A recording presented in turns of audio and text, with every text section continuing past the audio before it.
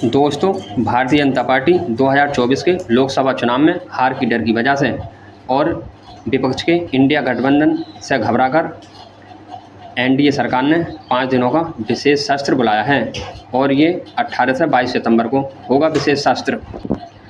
और इस 4 दिन के विशेष सत्र में ला सकती है देश की सरकार वन नेशन वन राष्ट्र, वन नेशन वन इलेक्शन, यानी कि एक राष्ट्र और एक चुनाव पर अध्यादेश।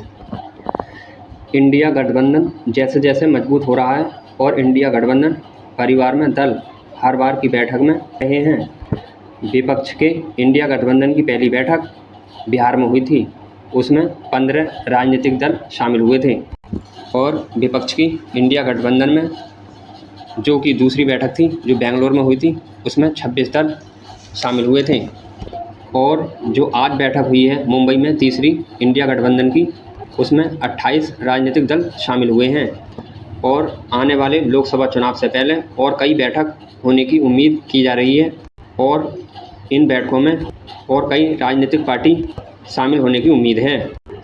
और ये विपक्ष का इंडिया गठबंधन 1 to 1 यानी कि आमने सामने इंडिया गठबंधन और एनडीए गठबंधन का मुकाबला होता है तो 2024 में सत्ता यानी कि बीजेपी एनडीए गठबंधन की सरकार केंद्र से जा सकती है।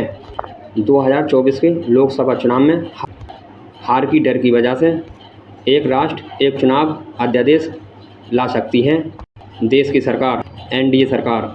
वन नेशन वन इलेक्शन से यानी कि एक चुनाव एक राष्ट्र से विपक्ष के इंडिया गठबंधन को नुकसान होगा और बीजेपी के सत्ता पक्ष एनडीए गठबंधन को फ़ायदा होने की उम्मीद लग रही है। ऐसा नहीं है कि एक राष्ट्र एक चुनाव पहली बार देश में होगा, बल्कि आज़ाद हमारे देश का पहला चुनाव 1951 और 1952 में एक साथ हुए थे, लोकसभा और विधानसभा के दोनों चुनाव। और ये तरीका 1967 तक जारी रहा, यानी कि 4 बार विधानसभा और लोकसभा के चुनाव एक साथ हुए थे हमारे देश में। क्योंकि जो विपक्ष का इंडिया गठबंधन है वे अपने अपने राज्य में एक दूसरे के खिलाफ चुनाव लड़ती है और लड़ेगी विधानसभा में।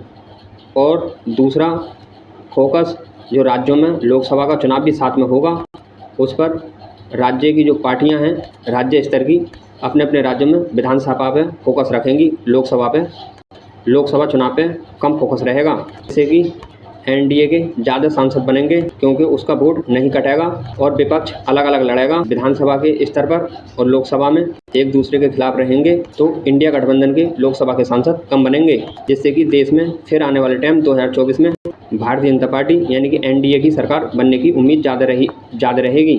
भारतीय जनता पार्टी यानी एनडीए की सरकार देश में बनेगी, ये उम्मीद ज़्यादा रहेगी। क्योंकि विपक्ष के इंडिया गठबंधन में जो अब तक 28 दल हैं, उसमें एक दूसरे के धुर विरोधी हैं राज्य स्तर पर। जैसे दिल्ली में आम आदमी पार्टी और कांग्रेस आमने सामने चुनाव लड़ती हैं, उससे भारतीय जनता पार्टी को फ़ायदा होता है। वैसे ही बंगाल में टीएमसी और कांग्रेस आमने सामने लड़ती हैं तो उससे भारतीय जनता पार्टी को फ़ायदा होता है, क्योंकि इनका वोट बढ़ जाता है और भारतीय जनता पार्टी का वोट नहीं बढ़ता। अगर लोकसभा का और विधानसभा का चुनाव एक साथ होता है तो ये लोकल राज्य की पार्टियां जो सिर्फ एक राज्य में हैं और इनका जनाधार 1 से या 2 राज्यों में है, इससे ज़्यादा नहीं है, ये अपने विधानसभा के चुनाव में ज़्यादा फोकस करेंगे, ना कि लोकसभा पर। और केंद्र में दोबारा से एनडीए यानी कि भारतीय जनता पार्टी की नरेंद्र मोदी जी के नेतृत्व में सरकार बनने के ज़्यादा चांस होंगे। और अगर ये विशेष सत्र में अध्यादेश एक राष्ट्र एक चुनाव का लाया जाता है तो इसके लिए भी कानूनी प्रक्रिया है। वो ये कि लोकसभा और राज्यसभा के साथ साथ जिन राज्यों में चुनाव लोकसभा के साथ होने हैं यानी वक्त से पहले, उन राज्य की सरकारों की मर्जी होना बहुत ज़रूरी है। बिना मर्जी के एक साथ चुनाव नहीं कराए जा सकते। आगामी विधानसभा चुनाव इन 5 राज्यों में नवंबर दिसंबर 2023 में होने हैं। मध्य प्रदेश में, मिजोरम में, राजस्थान में, तेलंगाना में और छत्तीसगढ़ में। और इन राज्यों में अप्रैल मई 2024 में लोकसभा के साथ साथ विधानसभा के चुनाव होने हैं। इन 4 राज्यों में उड़ीसा में, आंध्र प्रदेश में, सिक्किम में, अरुणाचल प्रदेश में। और इनके बाद अक्टूबर नवंबर 2024 में महाराष्ट्र, झारखंड और हरियाणा में चुनाव होने हैं। और जनवरी फरवरी 2025 में दिल्ली में भी विधानसभा का चुनाव होना है। टोटल इन 13 राज्यों में चुनाव लोकसभा 2024 के साल हो सकते हैं। विधानसभा के भी हमारे पूरे देश में तकरीबन हर 5 साल में चुनाव होता रहता है, कभी किसी राज्य में कभी किसी राज्य में। दोस्तों, एक साथ चुनाव कराने के फ़ायदे और नुकसान क्या हैं ये भी जान लेते हैं। एक साथ चुनाव होने से वक्त की बचत होगी और धन भी कम खर्च होगा और बार बार के चुनावी झंझट से भी राजनीतिक पार्टियां और चुनाव आयोग बच जाएगा और जिस राज्य में जिस पार्टी की भी सरकार बनेगी उसको पूरा 5 साल काम करने की मोहलत मिलेगी, यानी कि पूरे 5 साल मिलेंगे। चुनाव के नुकसान एक साथ कराने के, जिसकी सरकार बनेगी वे 5 साल तक अपनी मनमर्जी करेगा, वे जनता से भी नहीं डरेगा, क्योंकि उसको चुनाव में जाने की 5 साल कोई ज़रूरत नहीं है और ना ही उसे 5 साल तक अब आपके वोट की ज़रूरत है। जब 5 साल होने को होंगे, 4.5 साल या पौने 5 साल सरकार को बीत चुके होंगे, तभी कुछ जनता के लिए नरमी बरत सकती है वो पार्टी या नेता, वरना अपनी मर्ज़ी से काम करेगा और कोई भी कानून राज्य में या केंद्र में पास करेगा।